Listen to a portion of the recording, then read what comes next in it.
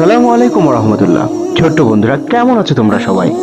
আশা করি অনেক অনেক ভালো আছো। লার্ন উইথ সাজ্জাদ বিডি চ্যানেলে তোমাদের সবাইকে স্বাগতম।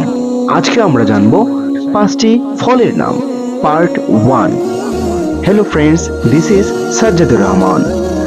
Let's enjoy learning. ডালিম। ডালিম ফলকে আরবি ভাষায় বলা হয় রুম্মানুন। রুম্মানুন ডালিম।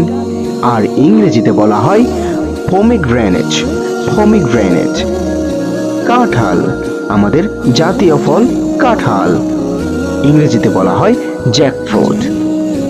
আবার আরবিতে কাঁঠালকে কাতালুন বলা হয়। আরবিতে বলা হয় কাতালুন। আনারস, এই ফলটিকে ইংরেজিতে বলা হয় ফাইন অ্যাপল। ফাইন অ্যাপল আনারস, এবং আরবিতে বলা হয় আনানাসুন। আনানাসুন। পেয়ারা ফল এর ইংরেজি হলো গুয়াভা। গুয়াভা পেয়ারা এর আরবি হলো জুয়াফাতুন। জুয়াফাতুন পেয়ারা। তরমুজ, তরমুজকে ইংরেজিতে বলা হয় ওয়াটারমেলন।